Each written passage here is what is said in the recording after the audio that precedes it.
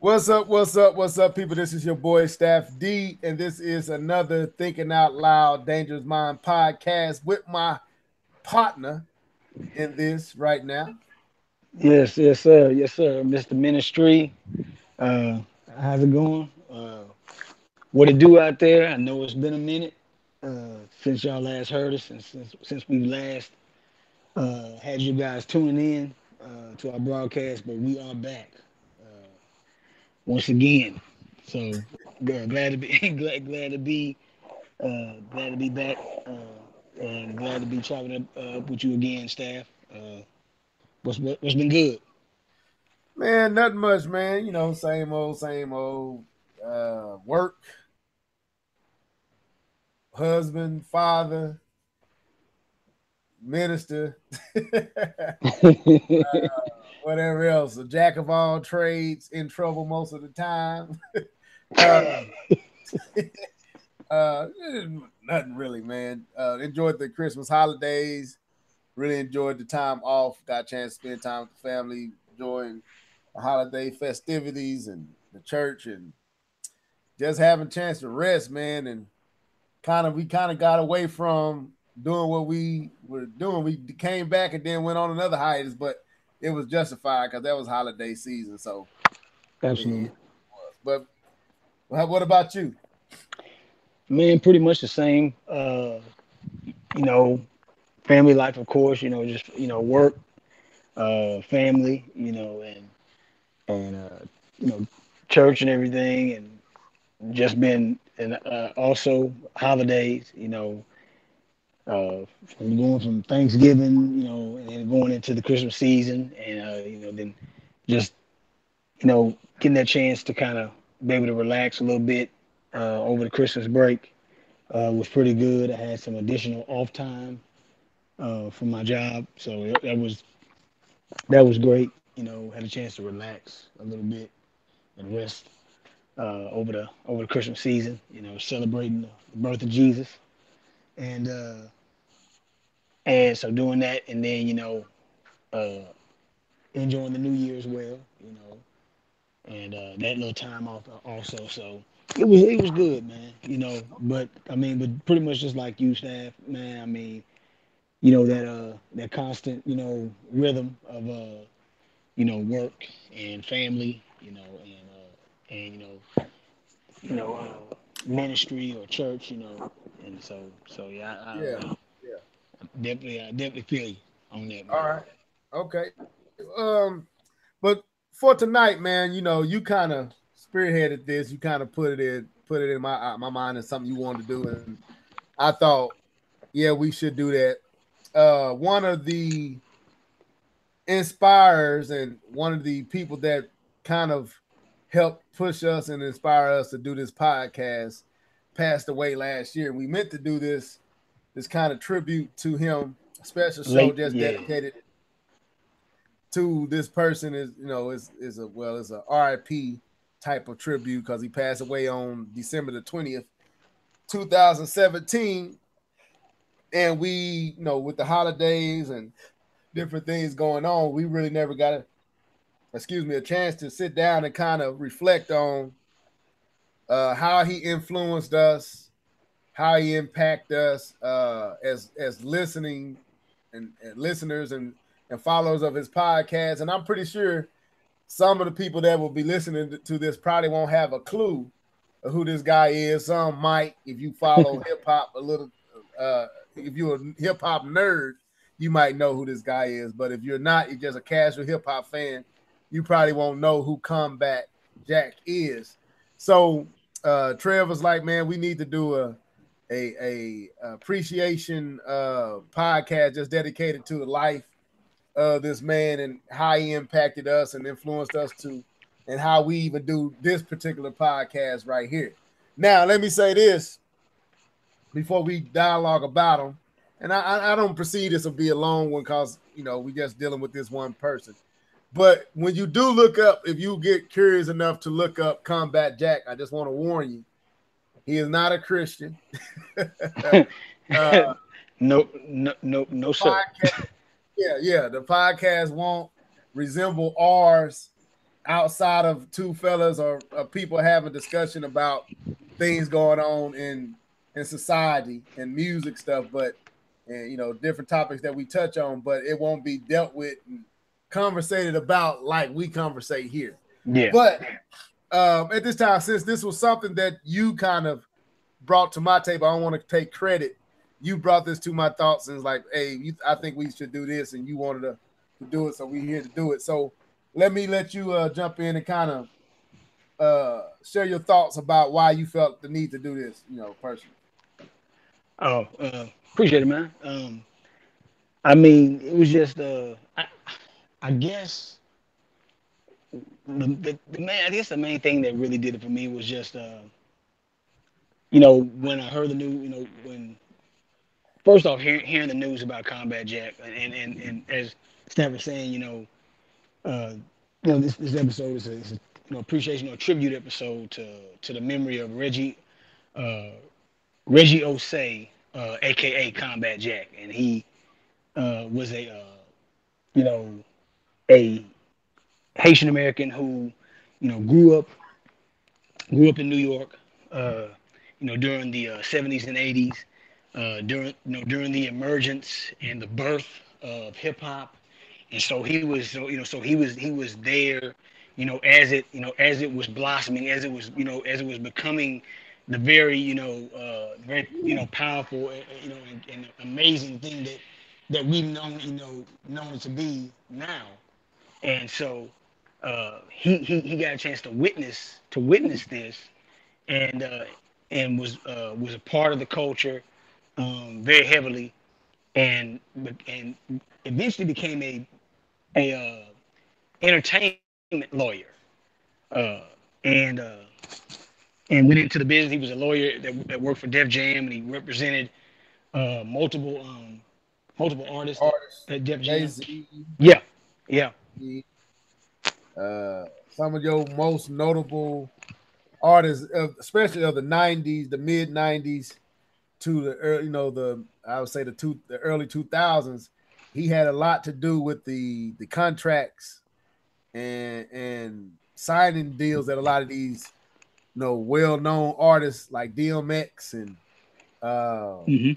I think he even did what when he didn't he have something to do with the Rough Riders and so a lot of these different artists of that day, Noriega, Yes, uh yes. like he had a lot to do with their reading over as an attorney. He had a lot to do with reading over the contracts and working out the deals so that they get paid and that what percentage of the cut of the CD or whatever they get. He had a lot to do that. So he had a lot of inside connections and a lot of rapport with a lot of people within the hip hop spectrum or circle. So yeah, go ahead though. I'll just Oh, piggyback you on that. you good? But yeah, I mean, like you said, I mean, he right. He represented Jay Z. He represented Dame Dash, Rockefeller Records, DJ Yeah, Clark Kent, Nice and Smooth. Like you said, Capone and Noriega, Ski Beats. Just to name, to put a few names out there. And yeah, he, he was well versed in uh, not just the culture of hip hop and the art, the artistic side, creative side, and the passion of it. He's also well versed in the business side and the industry side of it. So, um, but years later, he retired from that, and he got burnt. He got burned out on the industry, and yeah. so he retired from being an entertainment lawyer, and then eventually he started a blog, and and then and then he also went and began to work at the source for a brief time. But then eventually, his blog that he had eventually morph into a podcast, and that podcast being known as the Combat Jack Show. And 2013. yeah, 2013, during a time where the podcasting genre was predominantly white, and then also there really wasn't a Obscure. strong, yeah, it was obscure. Podcasting still hadn't hit really big yet, um, and especially amongst the urban and black community. And so nobody believed that there was even a market for hip hop, black community, urban community. Nobody believed that was even a viable, sustainable market. And so they, uh, or I should say, Combat Jack launched out with with a small team of guys.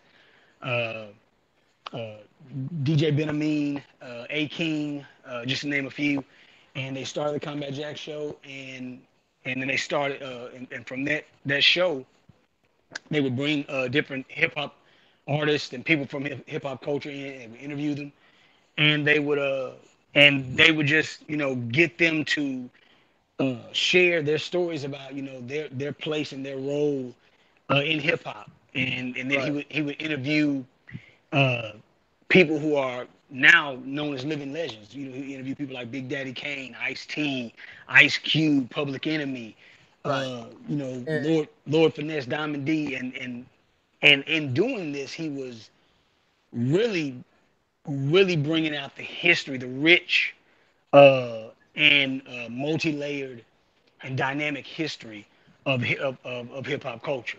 and let me jump And in here on that part too. yeah, go ahead. While he was doing that, what another thing, the reason we doing this because Combat Jack or Reginald Joseph Ozzy, that's his Osei, Osei, Osei, Osei. I said Osei, that's his birth name. But Combat Jack also at the time that he was doing this with his podcasting wasn't as popular as it is today. You can go to YouTube or go anywhere, even on XM radio, and some of the radio channel shows that you listen to are actually in a podcast setting, like Stephen A. Smith show on there on Mad Dog Sports. His show is a podcast setting, and that was real. That wasn't real a real big thing back then. It was a small thing. Radio was still dominating, and shows like TV shows was dominating. So podcast was a space that was very small and niche, and Comeback Jack helped to usher in this current era like the type of podcast and actually becoming popular and famous, and to where XM radio and all that start picking up even other podcasts based on the success of loud radio loud Speakers Network. yeah, loudspeakers network, where his show basically being the flagship of that, he was able to launch off his show and create and cause other folks like y'all pretty much know this person name from Yo MTV Raps, uh, Ed Lover. Ed Ed Lover. Lover, and the Come On Son, his podcast, and many others started finding space to where if you couldn't get on the radio, if you couldn't get your own televised show, just with a microphone and a computer, you can find a voice. And Combat Jack helped usher in where podcasts now are like the Joe Buttons and all the others who podcasts are starting to become real popular. He helped usher in this new era of what now is podcasting, and with hip hop and urban culture, and gave basically uh, urban culture a voice in a way that before you had to be famous or well known or have a radio or something like that. He has ushered in a whole new era with what he did. So that's the reason we feel like he deserves his kudos even in his passing. We feel like, hey man, he inspired us to be here. You know what I'm saying? So Yes, absolutely, he drove absolutely. us to be here. So we kind of talked about some of his accolades, but we're gonna go a little bit flesh out a little bit more. But yeah, man. So we feel like this dude deserves, like, you need to know who Combat Jack is. He done a lot for podcasters and people Yes, who use this forum as a platform to disseminate their opinions, to talk about culture. Because what I'm noticing, Trev, is a lot of people like to hear other people talk about things and give their perspective and their opinion on it. And a lot of absolutely. times, we were back in the day, we were forced to get that from only certain sources, only Hmm. certain people. Well, Yeah. now with the invent of Comeback Jack and his podcast and the success of it, and then what he speared out of that and creating avenues and opportunities for other people that was like him, because you said it, he kind of got burnt out with being the attorney. He got Yes. burnt out from the day-to-day toil of trying to get folks signed, dealing with the. He said he hated the process, he hated the wickedness, the kind of uh sleaziness of it. Yeah. Like he didn't like. He thought it was just it just was a crooked system that he didn't. He said he didn't have the conscience to be in that no more. And he said it wasn't. He was doing it because he thought that's what he had to do, and that's how you got. That's how you successful. But he didn't enjoy it, and he was like, I want to do something that I enjoyed doing. That I didn't look at it as a job. It Yeah. was it was something I love to do. And he said he tried different things, blogging, other different things. But when he started hearing about this podcast and space, and people started telling him, "Hey, bro, you might need to start a podcast." It was like I said, it was real small. Podcasting was very small then, but he took them up on their ideas and started doing it, and was basically became a natural at it. And like Trev said, the people he brought on, the way he interviewed them, and the way he talked about them, a lot of history that you would not have gotten in any other space. He created a platform where you can hear stuff that you would never hear, like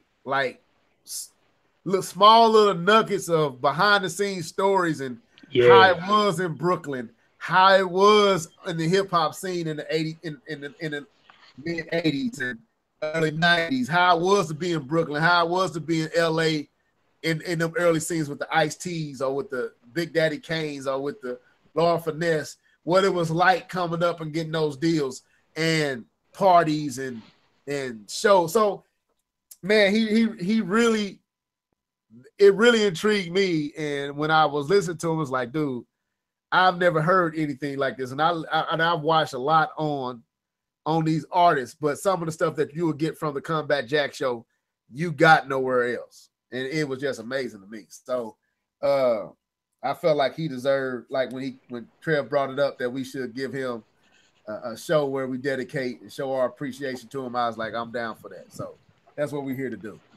Yeah. Yeah, man. Like absolutely. I mean, it's. I just felt like when you alerted me to his passing, uh, it shocked me, and I don't know what it was, but it just his passing really stuck with me for a minute, and it really kind of rocked me, and I mean, cause I don't know, you just someone, I guess someone like him, and I mean it wasn't that I knew him personally and nothing like that, but just the type of figure that he was, and what he was doing, with the vehicle known as the Combat Jack Show and through Loudspeakers Network, um, just what he had accomplished and what he was accomplishing.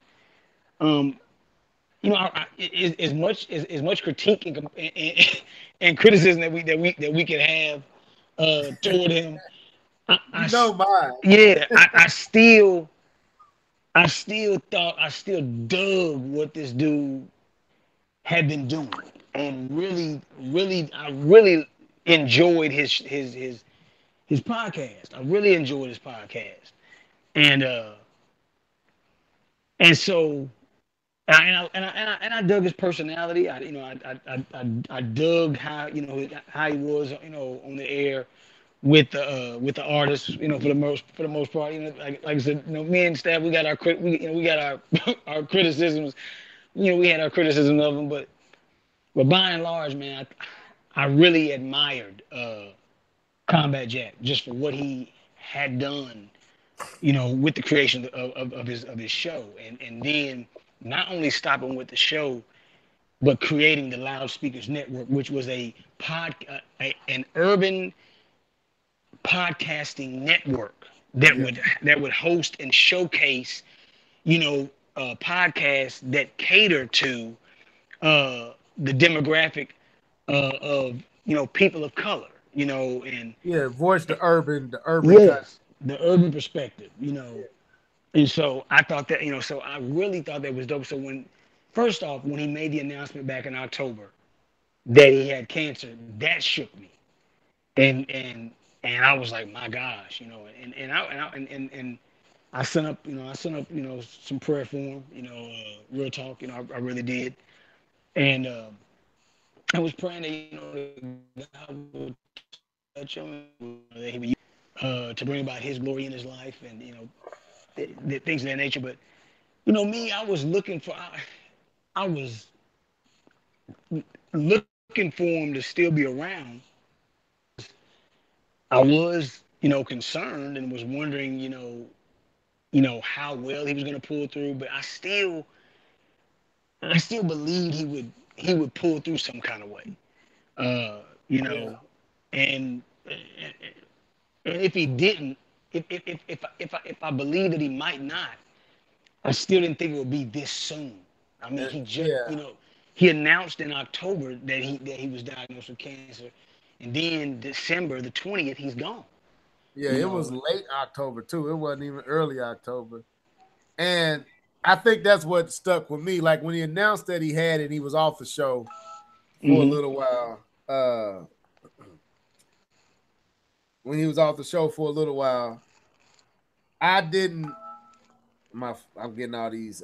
Anyway, so I was taken back by like, wow, man, my dad, I dealt with the cancer with my dad. So, that has a sensitive spot with me. And so when he announced that he had it, of course, thoughts of what my family experienced, what my dad going through a similar issue, I was like, man, that's going to be a heavy toll on his family, on his kids, different things like that.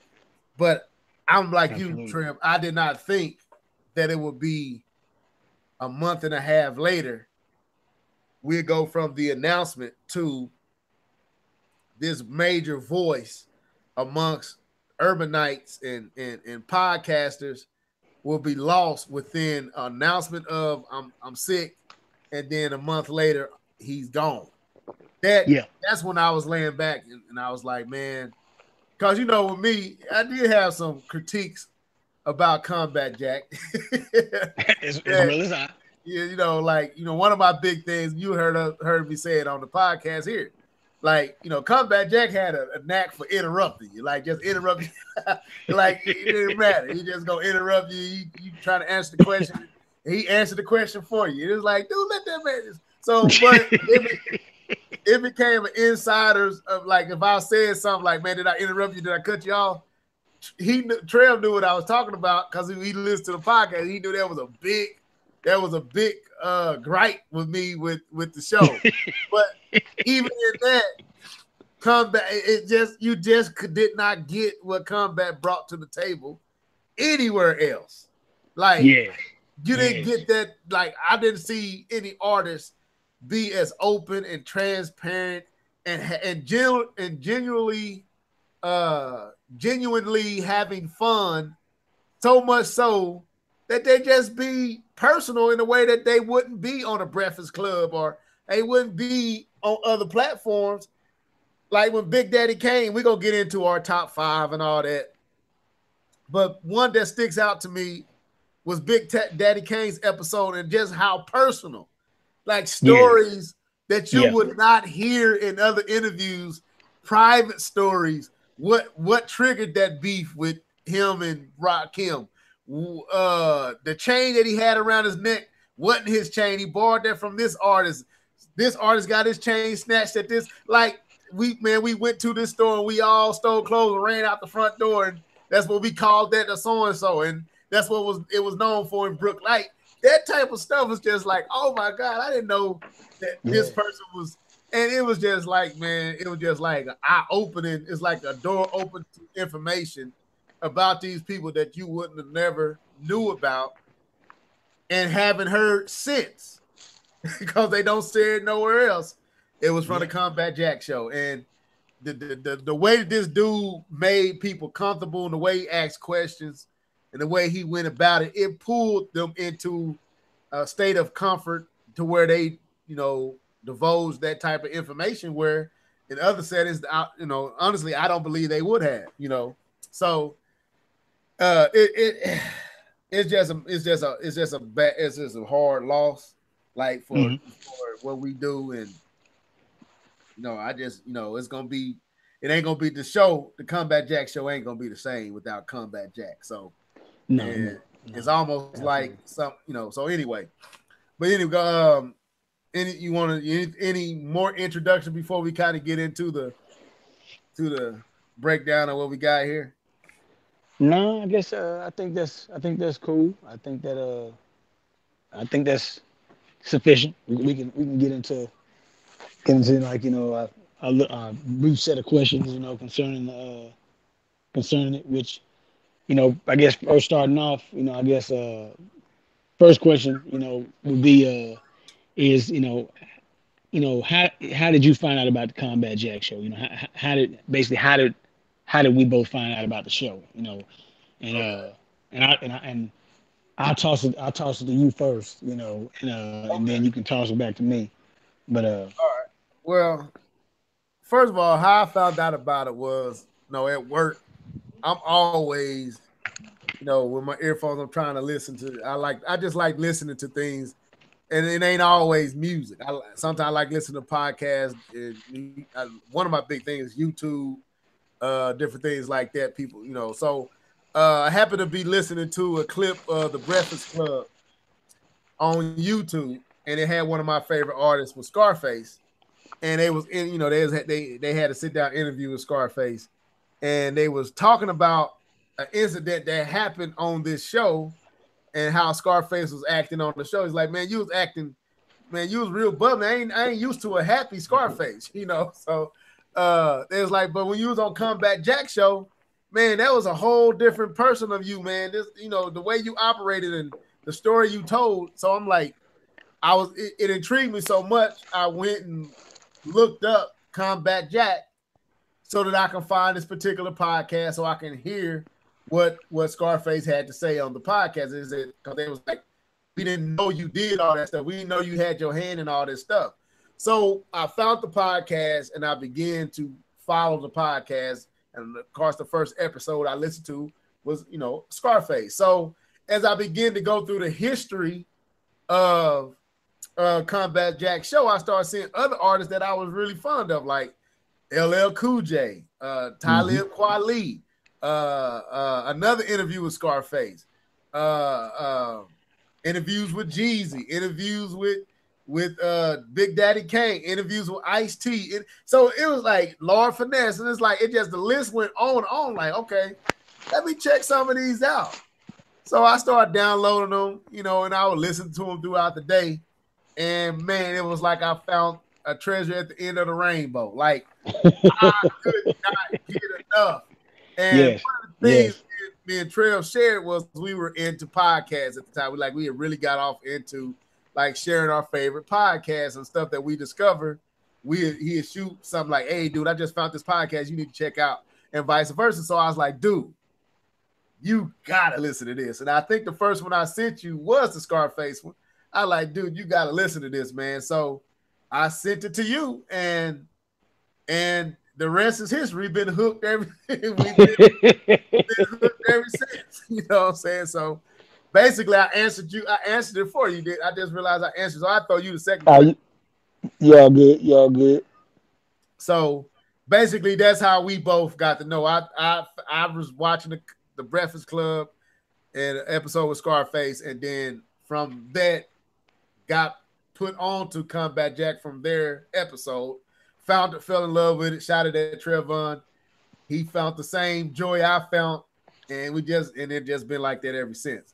But let's go here, man. I'm gonna skip around on this because I feel like we should say that what's your top 4 episodes for our last one. Uh, Okay. uh, how did Combat Jack, in your opinion, impact hip hop? I feel like I feel like his impact on hip hop uh relates to the fact that if you notice in many circles he's regarded as they refer to him as the pod father of urban and hip hop podcasting. Uh Uh, And so and then because with the Combat Jack show, he did something that wasn't really being done. Now, true enough, and this is something that Combat used to give credit to. He did say that Cipher Sounds did have a podcast out before he did, and they were a hip hop based podcast, but they still weren't doing. They didn't make the imprint that Combat did. Right. Combat came along. He was when he first started out. He was interviewing artists. He was also playing music. Uh, they were dealing with topics of current events and things of that nature, and also just kind of was having kind of basic, almost like barbershop conversations, and it just, I mean, it was, those early episodes were grimy, but they were compelling and they were intriguing. But I'll be honest. The early episodes I like better than the later ones. I, Because thank of you. the grind. Because of the it Absolutely. was the grind I liked about it. Yeah, The absolutely. rawness of it. Yeah, and so, but his impact on hip hop, I believe he has left he has left his imprint on the podcasting community, uh, where there now is a huge number of urban and hip hop infused podcasts, and then also uh, not only did he leave his mark through his own podcast, the Combat Jack Show, but also he founded the Loudspeakers Network, which now hosts a myriad of urban podcasts, and so now that just keeps the train moving, and it just keeps this urban podcasting circle just growing and getting bigger and bigger, and and also I think his biggest impact is through his show, the Combat Jack Show. Because if in my opinion he functioned through this show, he functioned as a hip hop historian, an archivist, and a journalist all in one. And it was through the vehicle of his podcast that I mean, in my humble opinion, he has documented some of the greatest moments in hip hop history. That if it wasn't for his show, we might not know about. Yeah, that's Like what like you like I was yeah yeah. yeah like you said, there's behind the scenes, hip hop, you know, incidents and situations that would happen, that stuff that happened that might would happen backstage, or private, beefs, or arguments between a certain group or a certain artist that we didn't know nothing about, that we would hear about on these shows, and then also hearing about the personal side of these artists and stuff, like learning about how Master Ace got diagnosed with, he was diagnosed with MS. Like I think I want to say maybe like in late '99 or maybe early 2000s, and how that played a part, in his career and everything like that, and uh, learning you know learning about how the I would say the issues of depression and stuff that Scarface dealt with, Right. uh, you know, legal issues that Lord Finesse had to deal with over Well, sampling and like this, how who won beefs that you battles, rap battles yes, that were legendary that no one would tell you who won that no one ever knew about, or knew battles that no like one ever Jay knew Z, about. right? Battles that went on behind the scene with Jay Z and Big L. yeah, there you go, and one with who else he named? I think Big Daddy Kane was talking about that one between him and somebody else that he wouldn't disclose the Yeah, outcome too much, but he told that had it. So you like for just for respect, he wouldn't say the outcomes, yeah, but just the fact that they happened and uh yeah, like just like you said, details that you would not get no you have not gotten anywhere else, and you wouldn't have gotten had he not chronicled it. So yeah, yeah. Go ahead though. I mean, that's pretty much it. I feel like his impact on hip hop is that he has his. I feel like his show is functions as a time capsule, and as an audio archive to the culture, to where people can come and they get a in depth, an insider look into the lives of many of those who are deemed as legends in in the art and culture of hip hop. So I think his impact. I mean, and it's really much bigger than that. I mean, I know that I'm not really even scratching the surface because from what I've been learning here over the last few weeks is that he was doing so many other things besides just the podcast. You know Yeah.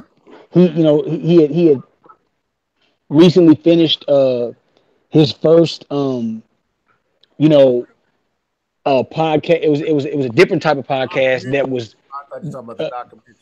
yeah. It was a documentary podcast. It was basically a documentary podcast like oh like it was basically supposed to be an urban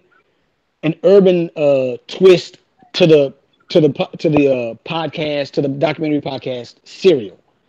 Um, and so basically he wanted to do one that was going to document the life of It's like, Chris Lighty, yeah. which who is probably one of the biggest moguls in hip hop history, and his and the imprint that he left and the impact that he left uh, on the hip hop community and on the industry of hip hop, and basically revealing that many of the greatest artists that were discovered came came through Chris Lighty, and talking about how he started out, from humble beginnings, with Jungle Brothers and Tribe Called Quest back in the '80s, and all up to the point to where he discovered 50 Cent, and even helped 50 Cent, become a multimillionaire by getting him to invest in vitamin water, you know, and Uh-huh. so At a time when 50 Cent was basically blacklisted by uh yeah, uh yeah, absolutely. Motown. Nobody, yeah, Or England, basically. nobody wanted to mess with him. They were scared of him. Yeah, nobody wanted that. They was well, there was a lot of rumors put out about 50 that made, he was like one thing people gotta recognize with 50. 50 actually did what he claimed in his lyrics. He Yeah, was out there, he was doing that type of stuff. And at that time he was considered a dead end. Like you a don't want to mess with. liability, Yeah, and for Chris Lighty to take a chance on him and kind of kind of work out that deal where he got to, I think, Interscope with Dr. Dre and Eminem. And then you got who 50. You see who 50 is today. We would have never saw that if it wasn't for the Chris Lighties and stuff like that. So yeah, go yeah, ahead though. yeah. But I think it's amazing how Combat Jack was um so Instrumental, so it was instrumental. yeah so was so enthralled with the life of Chris Lighty, and Oh, okay. in many ways he I can see why, because I feel like he kind of was trying to follow in that path, Yeah. um, to where he was wanting to leave an indelible impact on the culture and everything as well. And I believe he did kind of following Chris Lighty's steps. But yeah, so I mean, but yeah, he was Combat Jack was on. He had just completed um, season one of Mogul, which was the documentary podcast of Chris Lighty. And but then, like I said, he was doing big things at Loudspeakers Network, adding new shows um, and just bringing new people on the team. Uh, Ed Lover being one, his podcast. Come on, son, uh, but so I mean, he was doing that, but then there was other things that he was doing, like he was, just in talks with different types of entities and other people in the hip hop industry and stuff like that, just getting all kinds of things kind of bubbling. You know what I'm saying? To for lack of a better word, but I mean, just to bring it to a close, I believe his impact on hip hop ultimately is him functioning the way he functioned as like I said, as a hip hop archivist, historian, and journalist. Where I mean, it's like as a journalist, he was able to get in there in those interviews, and he made people get really, really personal. He did his homework because Mm. he would ask them questions, and it used to always amaze me how there were certain questions that he would ask, and they'd be like, "Man, this dude, he doing his research." Like they'd be shocked that of certain things that he knew because they weren't expecting him to know this. Like some of this stuff was so personal, they didn't expect him to even know it, but he knew this stuff, and so Right. it shows you just how hard he worked, and to really to really bring out the best to deliver the best type of content with his podcast and to deliver the best type of interviews from these artists and like I said these artists would get real personal. They would share their struggles. They'd get vulnerable and I really enjoyed that and was really able to connect to that. And so that's him as a journalist, as an archivist, and a hip hop historian. I mean, all the stories from people like you were mentioning, Big Daddy Kane and Ice Cube and you know, Public Enemy and all these different artists that take you behind. They take you behind the curtain, you know, back in '88, back in '89, back in '93 and '92. When they were at the height of their careers and it's awesome to see it more up close and personal Right. and just and to get a more insider look at what was going on back then and it's been a really really fascinating You're not getting it experience to hear the secondhand. stories. You're not getting it from a secondhand source. When we heard this story from this, nah, you're getting it from the source, the person, Yes, the life, the living, the living life. It wasn't yes, somebody telling Big Daddy Kane's story. It was Big Daddy Kane telling the story. It wasn't somebody telling KRS story. It was KRS telling the story. And that like Ice T, one of my favorite episodes. When we get there, like some stuff he was saying and how he started. Like you just you would have never knew them dudes was going through that type of stuff and seeing that type of stuff. yeah, And yeah, you just didn't do hip hop artists, even some down to some police officers, like cricket police officers that got caught up in drug yeah, situations yeah. and Had them got on the show. yeah, they telling the story behind the scene and how all that stuff and some big kingpins, who live that life, and you get to get the behind the scenes scoop firsthand. And you ain't getting a third party story, you getting it first party. So Yeah, absolutely. to me that was really intriguing about the show. It was something on here that you asked it out that I don't really know how to answer though. Like you're like the legacy Yeah. of I'll be honest, man. And I heard someone else that another podcaster and very known. Well, he's starting to become a well-known person in ESPN. Bill Monty Jones. I don't know if you know Bo Monty I've heard the Jones. name. I've heard the name. Uh, it was something he said that I had to. I'm kind of gonna use. I'm not gonna say this came from me, but once he said it, I kind of agreed. Like one of his listeners asked, what would Combat Jack legacy be? And he said to me, he said, right now we can't we can't really formulate or even speculate what it would be because it's so fresh, it's so current. His life being gone is so fresh that it's hard to even let your brain think he's really gone. So I can't. I believe he go. I believe it's gonna take a while before we can assess the legacy of Combat Jack, but I believe he will. It will be one. He will be a name and a personality that is very much respected amongst those that do hip hop. Because it started before the podcast.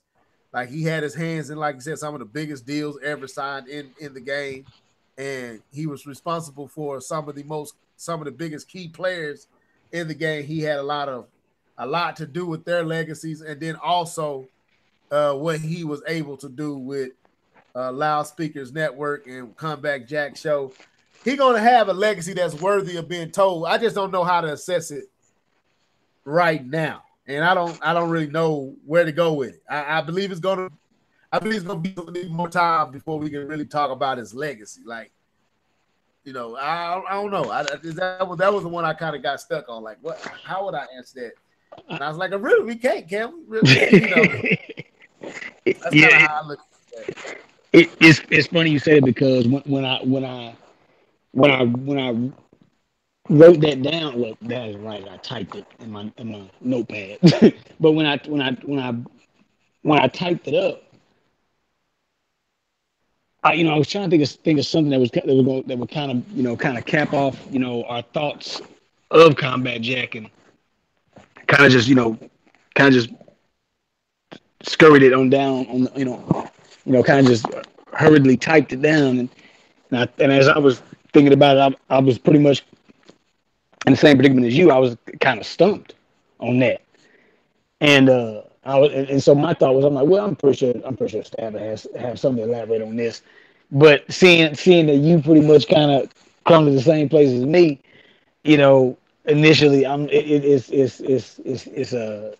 it's humorous. But if I can make a feeble attempt to even try to guess at what his legacy would closely somewhat be. Not to say that this won't be the totality, but what I would if I could try to sum up sum up his legacy in 3 words, I would use these 3 words and they're 3 words that he used to say, that he was known for coining this phrase, and that's raise the bar. If there's one thing that I believe that Combat Jack did, as a podcaster, as an entrepreneur, as somebody who as a pioneer and as a trailblazer, um, I would say that he raised the bar. He allowed us as people of color, as minorities, as blacks, uh, to realize that look, we can, these venues and these avenues and lanes that we may feel like that we don't have a spot in, or we don't necessarily, maybe we don't think that we fit. Well, actually, we can compete, and we do fit, and we do have a lane, and we can come in, and and as long as we come in and do it with excellence, and grind, and that's another thing that I think is gonna be another thing I see that will be a big part of his legacy is his grind. Like, dude was crazy, crazy busy. Like, he stayed on his grind, he stayed on his hustle, you know, and but I would say, like, the one thing he would always say, on his podcast and on his Instagram posts and stuff is hashtag raise the bar. Raise the bar. In other words, don't settle for mediocrity, but always strive for that, for that A1 level, of success. In other words, I guess in our context, black excellence, you know, which is something that's important when you come from a people who has always been looked at as being less than and being almost, well, not almost, being viewed as second class citizens. So a Or statement, yeah, a statement like that, raise the bar. It's important. But the thing about it is, he lived up to that. He lived uh, up to that. Like, he definitely raised it. Like, he definitely raised the bar. He showed the podcasting world that we can compete and we can put out content that's just as intriguing, just as compelling, just as potent and powerful and engaging as anybody else in the podcasting market. And so, I would say if I could sum it up, and explain, it would be those 3 words: raise the bar. I believe that's what Combat Jack. One of the big things that Combat Jack was known for, him raising the I bar. thought you was gonna say the Technicolor one. I was like, that ain't. But I got you. I forgot about that one. But yeah, I think that's a good starting place. It's just like I said, it's so many. But you make a great you. I mean, but I'm in total agreement with your statement. I'm in total agreement. Like the thing is, like 'cause the reason why I said it, because in all honesty, I just like I just now really even it came just the raise the bar part just even came to my mind just here recently, just as we were while we've been doing this podcast, Right. but when I wrote when I typed down the question about what is his legacy, hey, all question marks. Like I said, that was gonna be something I was like, well, man, Yeah, because you know, I don't think we've seen the totality mhm, of his impact yet. Like absolutely, absolutely. life, he was so larger than life for most people. Like if you got to hear Ed Lover Oh talk yeah, about this dude. oh yeah, Like the way he talked, like when he was even talking about him getting sick. Not I haven't even heard him post passing. I think he got his first podcast. Well, he had two, but he didn't talk about him in the other one I heard him. He talked about him being sick. And he didn't talk about him passing because that wasn't he hadn't passed yet. But this yeah, latest one is uploaded post passing. So I don't know what he said in yet because I haven't listened to it. But to hear how Ed Lover talked about Combat Jack hmm, when he found out that he had colon cancer was almost like he had passed then. yeah, That's yeah, how praising of Combat Jack Ed Lover is. And I know Ed Lover.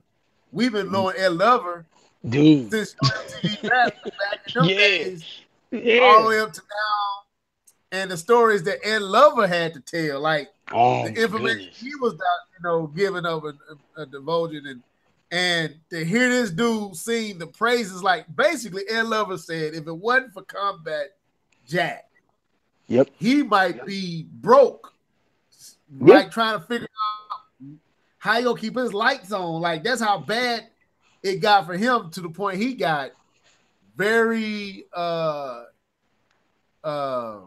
angry and resentful, and Yeah. he was holding grudges. He was upset. He said deals that he had, people he knew that he had done things for, helped out in his industry. Basically, when he fell on his hard time and he lost his gig and he wasn't getting the bags that he was getting. When they say bags, that mean money. When he Hmm. started losing that currency, and he was looking for someone to help him out of his crunch. No one had time for him, and he's like, it was Combat Jack who came to us like, dude, you too talented, man. You need to use your voice and do what I'm doing. He's like, man, I can't do what you're doing. It's like, yeah, you can. It was like it was. He said it was Combat Jack who Yes. pushed him to do Come on Son podcast. Now Yep. he blowing up, but it was all because Combat Jack encouraged him. And like Combat Jack is competing with this dude. Like Yeah. Yeah. this is a crazy thing. To encourage Ed Lover is to create a competition for yourself. And he encouraged it anyway. Where Yep. other people would have been like, no, man, I ain't finna push this dude. He might eat into my success. He might eat into my numbers and my view count. But no, Combat Jack was like, no, man, you need to start. And not my fact, I'll put you under us. And Yep. we give you a platform here. Yep. Like, that's the praises that people had for this dude. That's the respect and the love and adoration they had for Combat Jack. And like I said, me and Trev probably can't fully relate because we just viewers, we just listeners, we in the distance listening. Yeah. Yeah. But dudes We that didn't knew him personally knew personally, him. I haven't heard. Yeah, I haven't heard anything negative about the guy. Anything that would cause you to be like, this dude ain't a cool. Everybody has nothing but praises for the dude that I've heard. So, and very respectful, well known, highly followed, people. Really have a lot of respect for Combat Jack. So that's why I'm saying I don't know how his legacy is right now because I think it won't rear its head into maybe a few more years down the road because what he was doing was so new, Hmm. and we just like podcasting is just now starting to boom. Like we ain't got years of Michael Jackson. I mean, we didn't. It ain't like Michael Jackson where we had years of content. We got to see what Thriller did. We got to see what Off the Wall did. We Yeah. got to see what the Jackson Five did. We got to see what Beat It did. So we knew what Michael Jackson was, and we understood what he would be in death. Same with Prince. Whereas Comeback Jack, people are just now discovering him Hmm. and learning of all he has done, the totality of what he done. Now he's passing, and people are just discovering his greatness. So it's like, how great is he? Yeah. I'm still discovering it. We Whereas with still we Michael still Jackson or learning. Prince, yeah, we still learning how great he was. Whereas with Michael Jackson, Prince, it was always in our face. We might learn even more about him, but for the most part, their legacy was already established years before Yeah, it they was. passed. Yeah. Oh yeah, it So was it was etched in stone. right. So that's why it's like it's hard for me to say and assess because I'm still discovering stuff. There's things you said tonight that even in my researching, I didn't even know that. You know what I'm saying? Yeah. Like his hand, like even stuff I'm reading that in it, he had hands and stuff with people at CNN and Yeah. like the dude hand was in a lot of different places. So Absolutely. Absolutely. well, let's go here, man. I think we kind of dealt with his impact on our podcast. I think we dealt with that at the beginning. So I guess we go to this last point. What's your top 4 episodes? And I'm glad you said 4 because if you would have said 5, I would have been I don't know if I can think of. I don't know if I can. So you kind of helping me out. Uh, this I don't even know if I can really say these my top because I like so many of Yeah. them. Me too. I don't. so Yeah. Yeah. Go ahead. so let's do it like this. Let's start with our fourth and then go Yeah. up to number one. So Okay. I guess for me, I would say my fourth favorite one, thinking of all of them that I could think of.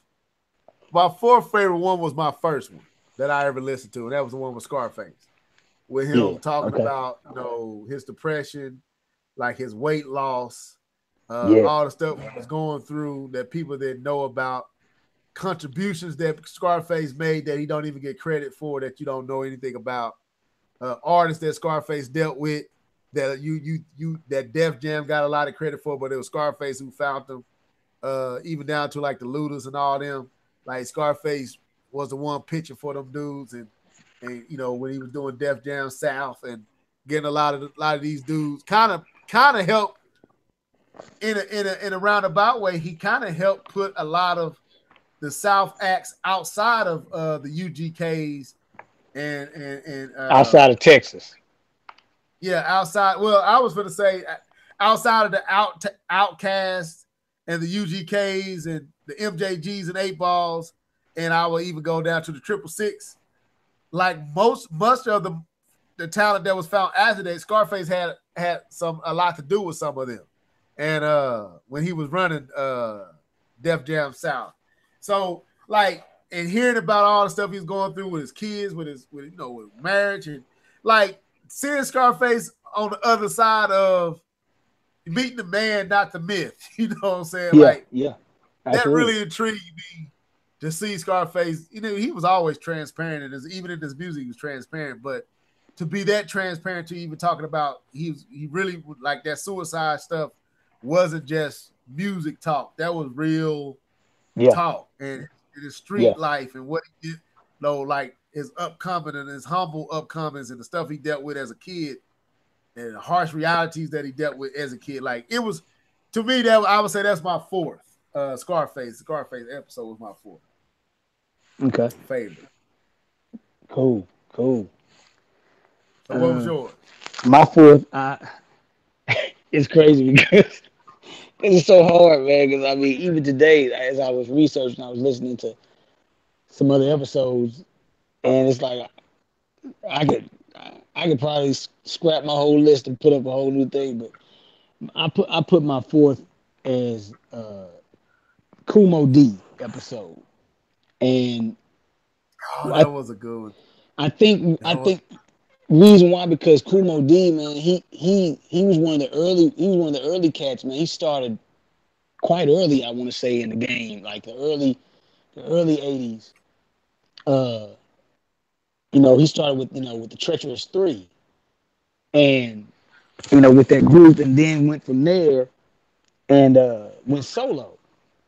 And I think I really enjoyed listening to him talk about just him, himself as a battle rapper, and I think my favorite part of the episode was when he talked about I forget the name of the MC that he was you talking about the battle when he came on when he wasn't supposed to be a part of the battle.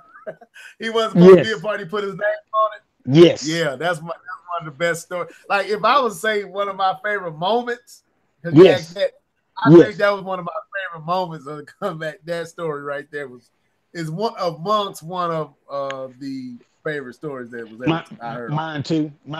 To be honest, I probably could take Kumo D out of the top four, and just put him as one of my top moments. But yeah, like I really enjoyed, and I guess what made me put him as one of my top four episodes is that because his name, like when I first began to think about the different episodes that I really enjoyed, his name was one of the first ones that kind of popped in my mind, and I began to think about him chronicling his rise to prominence in hip hop with solo career, and him talking about how the song Wild Wild how he eventually came to the song Wild Wild West, and and not realizing that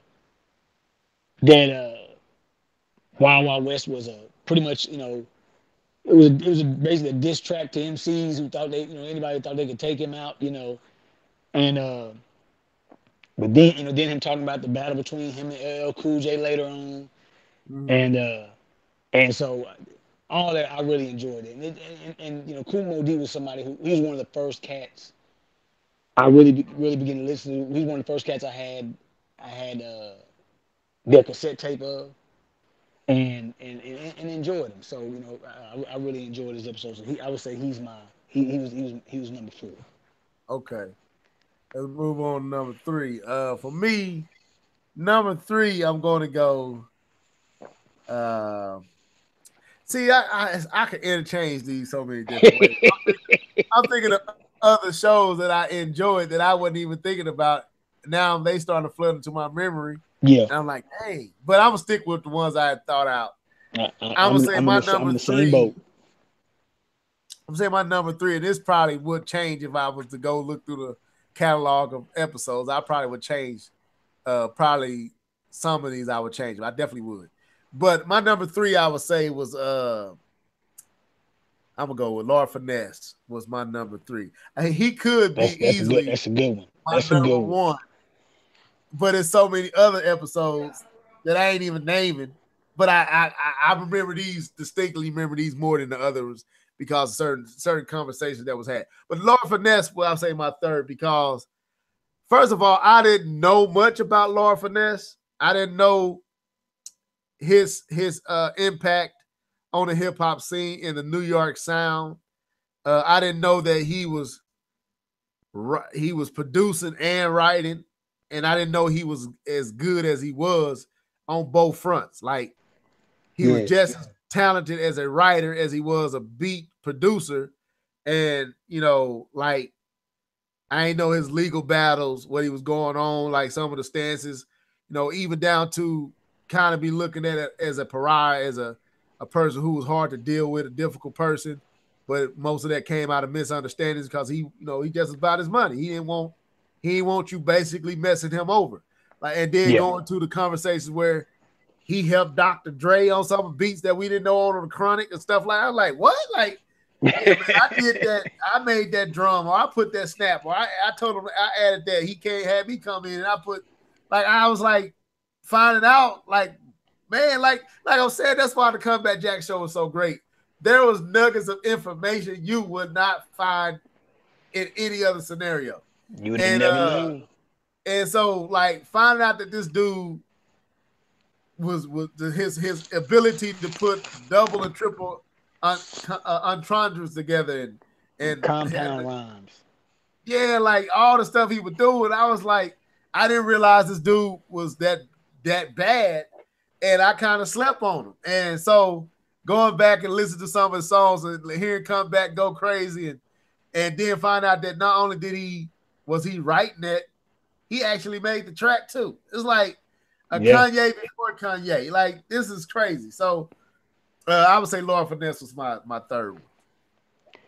it's crazy you say that, man, because Lord Finesse was, I believe, was my one. I think my original third. If he wasn't my original third, he was either my third or my second. Like Okay. him and Diamond D. I had them on the list. Diamond D, I took I him. I had to take some people out because Diamond D is the DJ, right? yeah, he was a DJ and producer and rapper as well. He was pretty much just like Lord Finesse. Who was the Uh, dude who had the nunchucks? He said he delivered the piece and he used to carry his nunchucks. I can't remember his name. That's one of oh, my.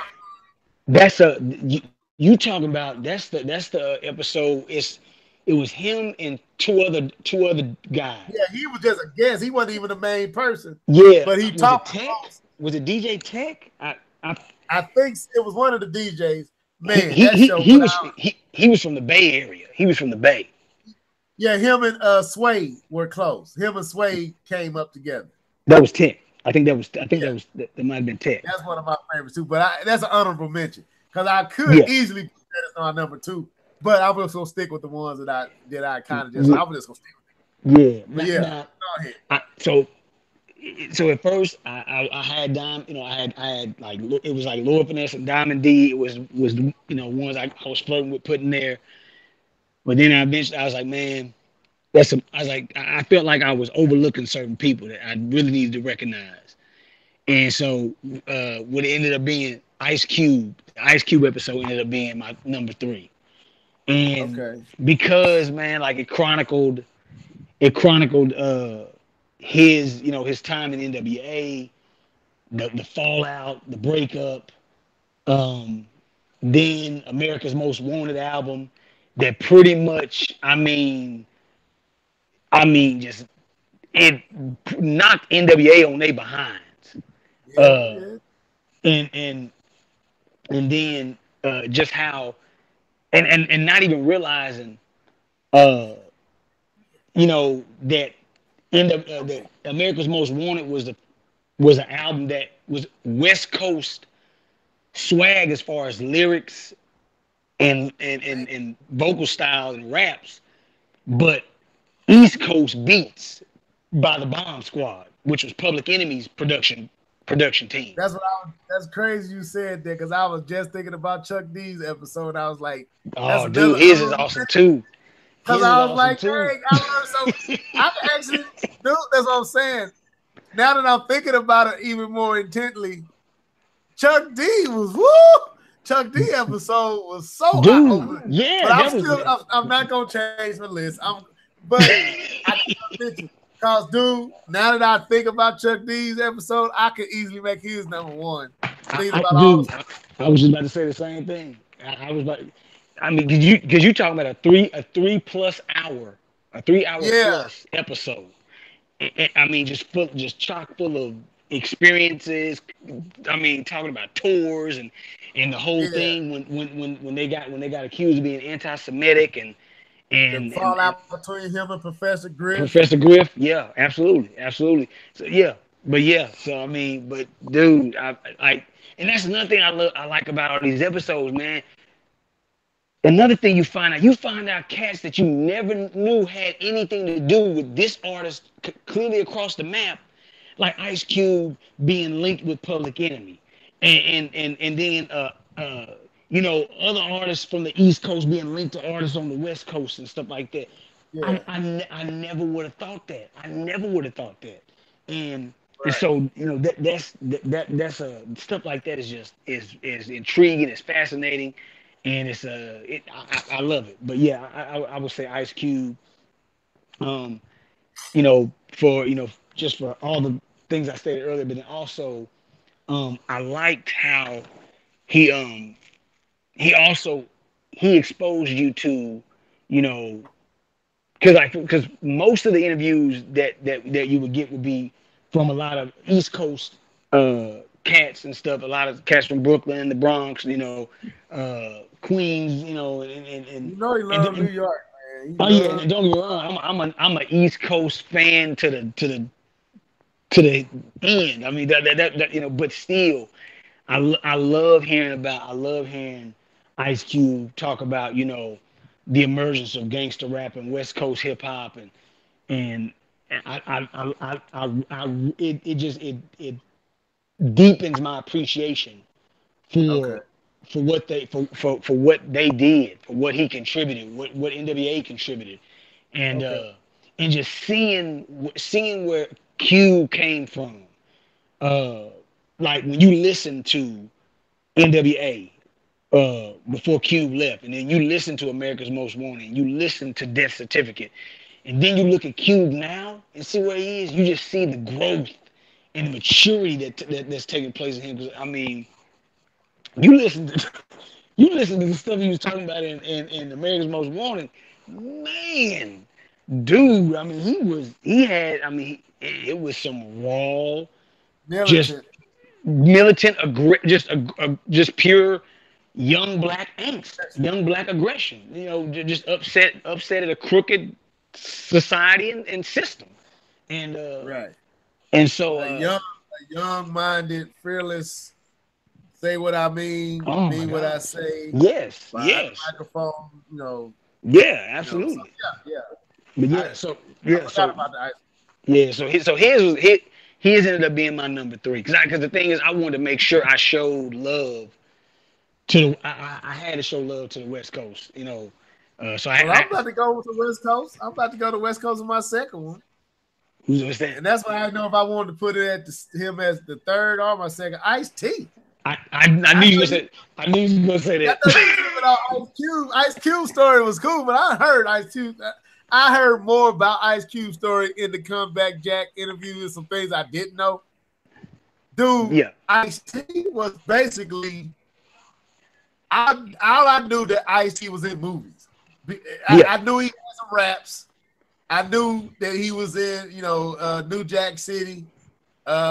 I knew this. Oh, so by the time you got really into hip hop, Ice T's hip hop career probably was already kind of fizzled out. I'm guessing you probably Yeah, didn't re- like I never you didn't got really off. know you didn't know Ice T the rapper that much, did you? I knew other rappers. I'm finna be transparent. We was young then. Yeah, yeah, All I liked about Ice T stuff was his covers. yeah. Man, I remember distinctly like it was yesterday. I remember my best friend in elementary. I think he was in the fifth or sixth grade. I think it was the fifth grade. He brought Ice T's album cover, the cassette, to the school, and it hmm had a girl in a bikini. Yeah, I It think that's looked like power. yeah, like we had never, a young 9-year old eyes. You didn't see nothing like that. I didn't know about No, the lowrider magazines and all that stuff. I was a Christian boy that didn't get a chance to access that. If I wasn't watching MTV, I definitely wasn't gonna see anything like that. So when I saw that cover and it was so revealing, I was like, we was all covered in the thing. Like everyone was taking their turn holding on to it. So that was my first introduction, honestly, to Ice T was an album cover, and then he had the cop song but Ice T music never resonated with me. Like yeah, I didn't think Ice T could rap. I didn't think Ice T was this dope artist. So yeah, as far as his rap career, I knew about it, but I didn't care about it. Mostly what I understood and really kind of got into Ice T was with his movies. So hmm his movie career, and then later on, like the pimp thing, and then when he was on the Dave Chappelle show as the hosting the pimp, the most diabolical, when Dave Chappelle they were doing that on the Dave yeah, Chappelle show. So like little things like that is what I got to know Ice T from. So when I'm listening to this episode and you find out just how deep in the game, from the streets, from his upbringing to his brother, to gang violence, to having to be protected on different streets, to his how he started rapping. He wasn't a Mm-hmm. rapper, just was had doing knew how to talk sassy and kind of formulated it into rap, to catching on, to coming to New York, to being around some of the big dudes of the time and not being known with a Jerry Curl and all that in New York before Ice Cube, before NWA. Ice T was already there. Yeah. And it was like when I started finding out that Ice T had broke through in New York before most of anybody from the West Coast broke through. Yeah. Yeah, he got the first shrapnel of jokes and had to prove himself in New York. Like, and then all those accounts and those stories as he won them over and gaining respect and doing a lot of stuff in New York and different places and traveling all over the place to where he is today. It kind of mirrors what you say about Ice Cube. Like the Ice T of that day, going for the controversy that he was at that time, having a song out. I think he had his song out before NWA, or around the Mm-hmm. same time. Uh, with the cops, cops and all that stuff. So to see him go from that in movies like Colors, making a theme song for Colors, and all the stuff that he went to seeing where he is today, him and Coco, and being basically a Hollywood star, Yeah. like Yeah. it's amazing. So I would say my number two was definitely Ice T, because I learned so much from that episode about this dude that I never knew before. So I say Ice T. Man. Okay. My number two. Uh, you'll see why I'm laughing. But my number two, man, is and this was a tough one.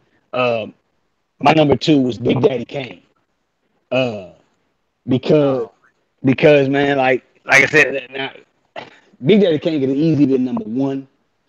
To be honest, a lot of these could have easily been, there's so many of them that could have easily been number one.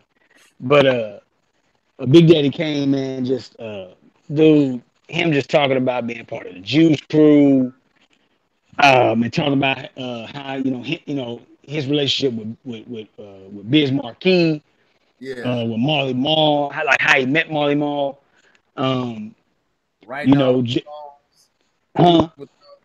He was doing all the writing, and folks didn't know he was writing those songs Yeah, for Marquis and all this. yeah, Dude, you dude, anyway. yeah. I already know, Steph. I already know.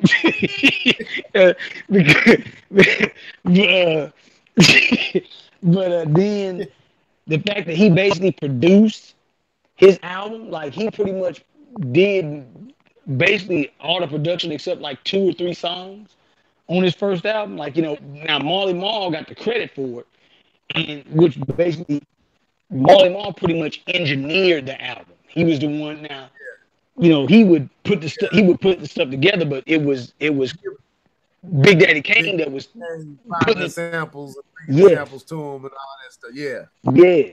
And so, which going to another interview, which I would say is one of my long list of honorable mentions, is the Master Ace interview, which he was also a member of the Juice Crew as well. I One of like the the things Master Ace. I like the Master Ace. I think I don't I think about Master Ace episode was I felt like he still hurt from some sting. He still got some stings and some grudges from that time that he ain't let go oh of. man, you have to elaborate on that offline. Man. We gotta chop it up about that. We could do it here, but we'll be all night. but yeah, you're right. You're right. Go ahead. Go ahead. uh, but one of the things that Master Ace said concerning that concerning that issue, because he also had this, a similar experience as Kane with. And of course, it wasn't just Kane, it wasn't just Master Ace that was having this issue with not getting, with not necessarily getting credit for, co-production. But what Master Ace said, Master Ace was more diplomatic about it. Master Ace said that uh, which actually, now Master Ace was more diplomatic about it, but also Master Ace was the only one that spoke up about it too. To Marley Marl. So he was the one that actually got credit for co-production, where Kane didn't, uh, Biz Markie didn't, um, Craig G he didn't.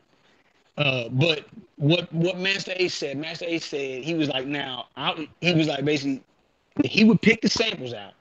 He'd give them to Marley Marl, and he'd tell Marley Marl what he wanted to rap on, what horns he wanted to use, and this and this.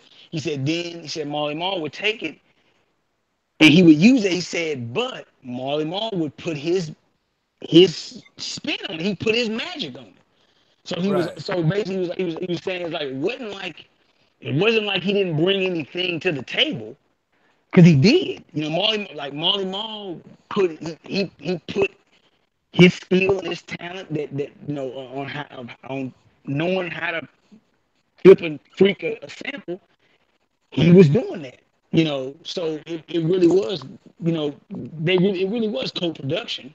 But but of course, many of the other guys, you know, like Kane, Biz, and Craig G, and some others, they weren't getting those production credits, and the only one that actually did was Master Ace. And but no, man, I picked, like I said, back to Kane. I picked Kane, like you mentioned Kane. He talked about the Rakim, the legendary battle that never happened between him and Rakim, Yeah. and and just realizing how lethal of an MC Big Daddy Kane was. And another reason why Big Daddy Kane was important for me to put in this list, I remember I remember Big Daddy Kane. I remember watching Big Daddy Kane and thinking he was super dope at the height of his career. I remember watching him on Yo MTV Raps. I remember his songs like "I Get the Job Done" and uh, because Yeah. I'm so smooth. You know, I remember that, man. It's like I remember watching this cat and just thinking that he was just like he said, he was smooth, he was lethal, he was dope, and he was one of the first cats that was doing that rapid fire rhyming, you know, and you know, which hearing him on the Combat Jack show, he talked about how he was picking it up from the younger cats like the Jay Z's and the Jazzos and those guys as they was coming up and coming along and doing that more quicker rapid fire lyricism, and so he picked that up and he employed it and utilized it in his rhyming as well, and so I mean it's dope just getting a chance to really hear, his story and so I really dug Big Daddy Kane's interview. And so like I said, it could have easily been number one, uh, but I had to give number one to another one. But go ahead, Stab. Give me your number Okay. one. Which Since he want to just wear out the Big Daddy Kane, I guess I go with my number one. It's Big Daddy Kane. I knew it. I knew it. So, so yeah, Trail basically echoed Wait till what you I hear was my gonna number say. one. Now, I will say this: there are some other aspects of the interview that stuck out to me, like the situation with Madonna Oh and yeah, the yeah, yeah. fact that like some of the stories he told, like some insight that you thought was just theory and speculation. He basically said it's all true. You know how Mm-hmm. she is and how she operate. Yeah, Down to like one thing that stood out to me about Big Daddy Kane was he said back in the day people were scared to do. You could be a great rhymer like he was, and also a great stage performer. Like yeah. Entertainer, performer. now, Yeah, you was either kid and play with the rhyme and wasn't all that, but you had the dance moves, or you was KRS-One, you didn't have no dance moves, but your lyrics was crazy. Well, yep, he was the first one who was able to blend both. Like not yeah, only could he dance, but he also could rap, and he did both extremely well. And I liked how he talked about his wardrobe, like the way he chose to dress, and yeah, he yeah, changed the game up with most folks would dress as classy and smooth as he would. And he would always switch up his outfits and do real elaborate and flamboyant outfits that typically you didn't see in the culture.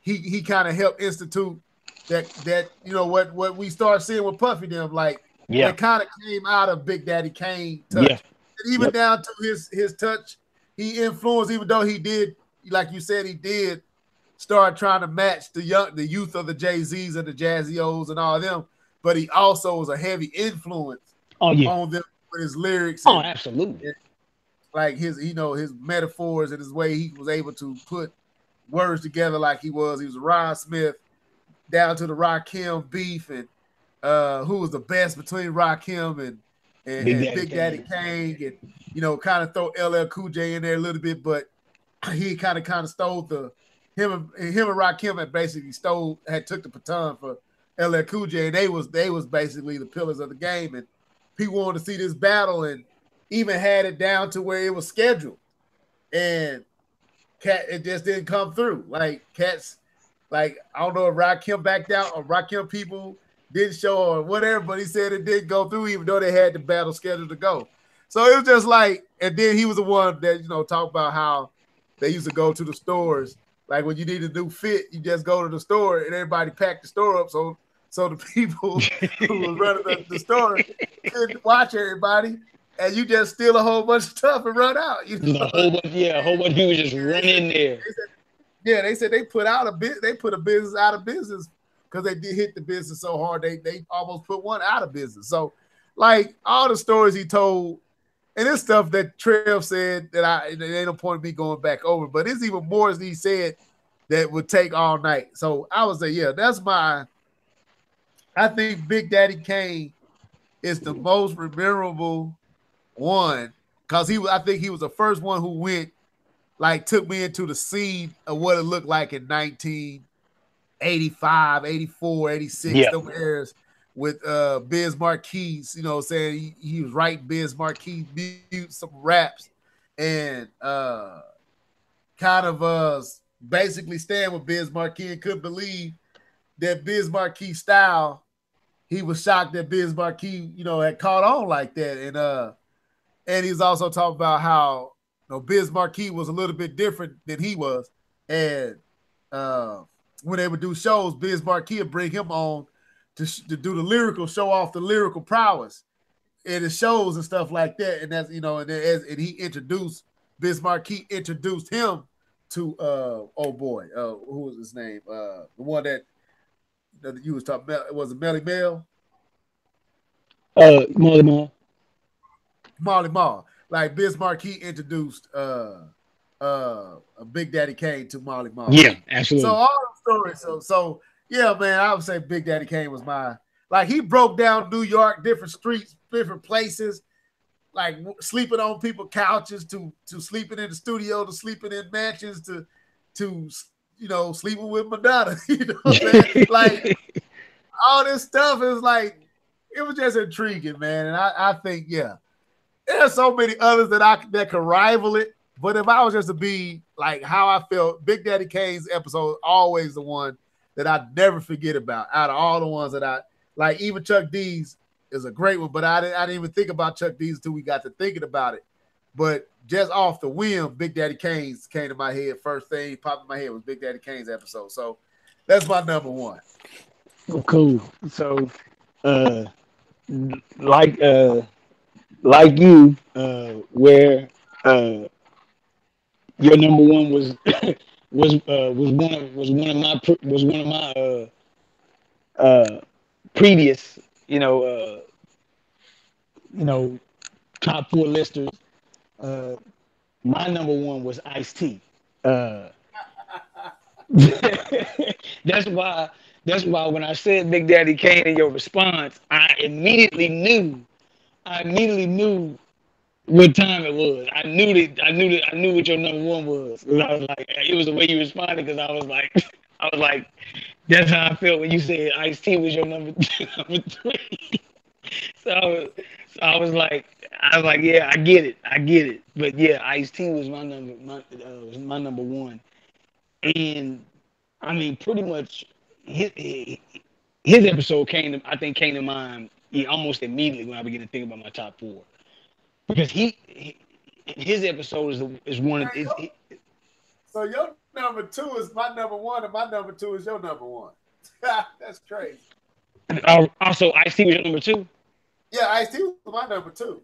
Okay, yeah, yeah, man, that is crazy.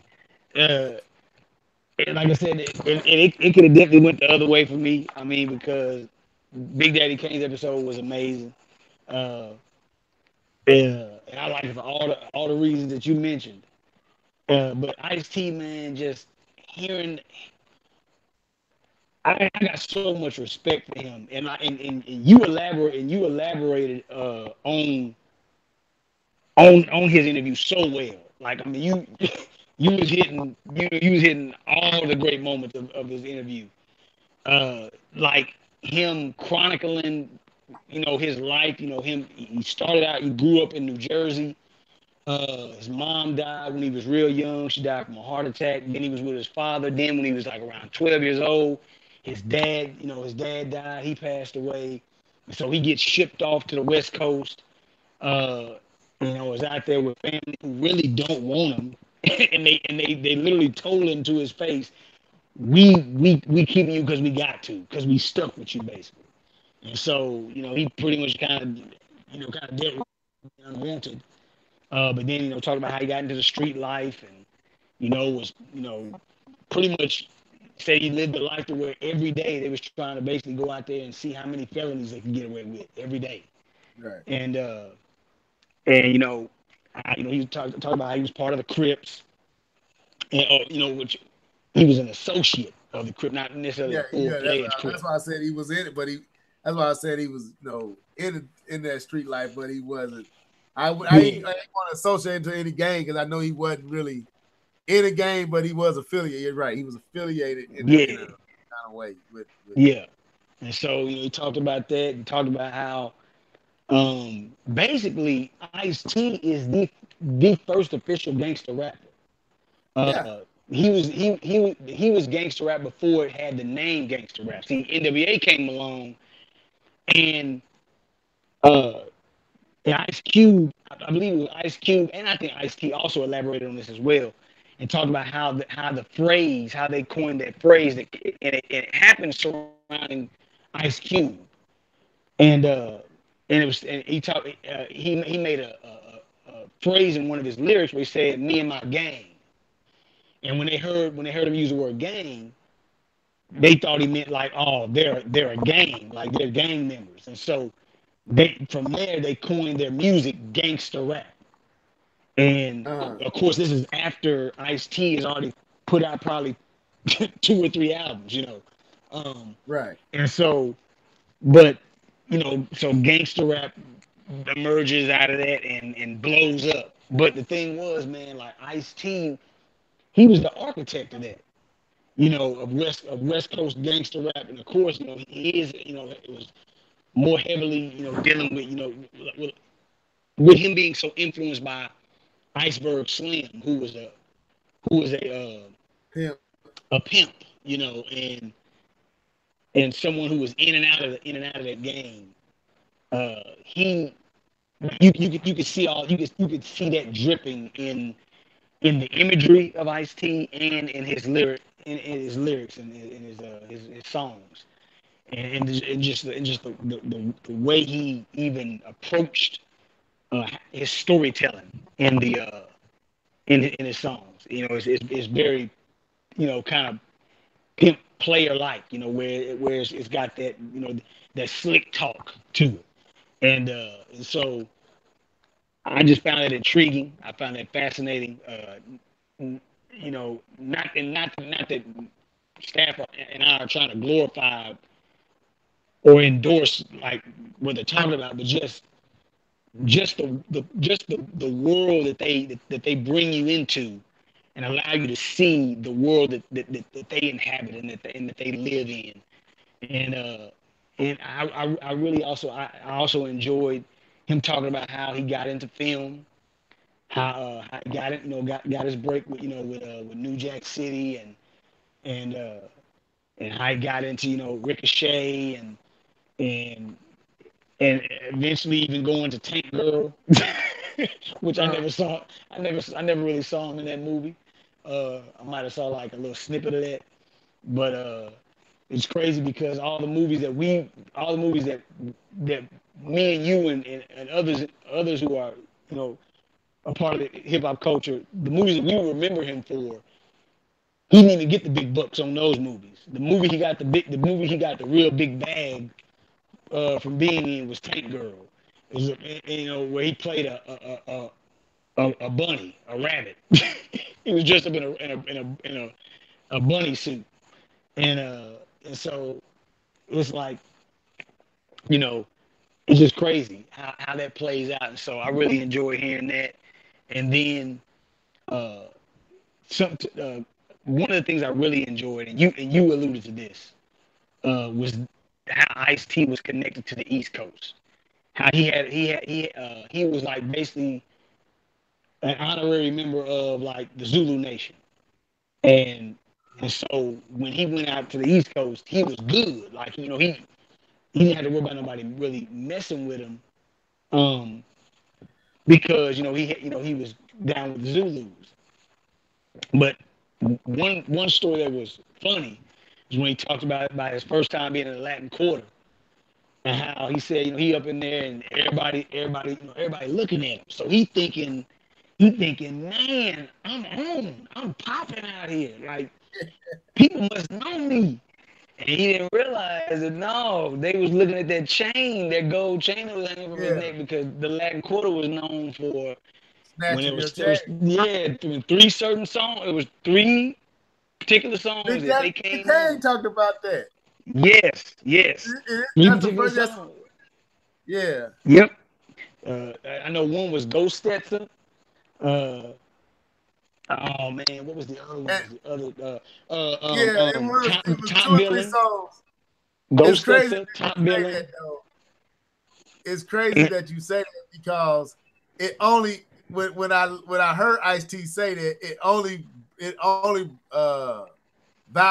proved that everything Big Daddy Kane was saying was the truth. yeah, Like absolutely. you hear them stories, you might say, "Oh, Big Daddy Kane just exaggerating the scenarios that they would be in them clubs." Like, man, when them certain songs come on, cats start tucking their chains or holding their chains and putting them in their pocket because cats gonna snatch you. Like one person got his chain snatched, and they had to let you go and get this chain back for him. Like, dude was a famous dude, but dude would come off his chain, and Big Daddy Yeah, Kane's like they had to go negotiate to get the dude chain back. So when Ice T started talking about it, it's like, yeah, man, I thought I was fly. No, they trying to wait for me this song to come on so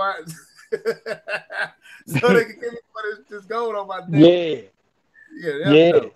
And I loved how he talked about how he had to basically kind of finagle his way out of the club that night. Like he said, like the dude he came there with, uh, he basically had hooked up with some female and left him. He was like, "Hey, you good, man? You good?" And of course, Ice T, no, he isn't good, but he didn't want to say he kind of didn't want to say it, so he just kind of got left and got stuck.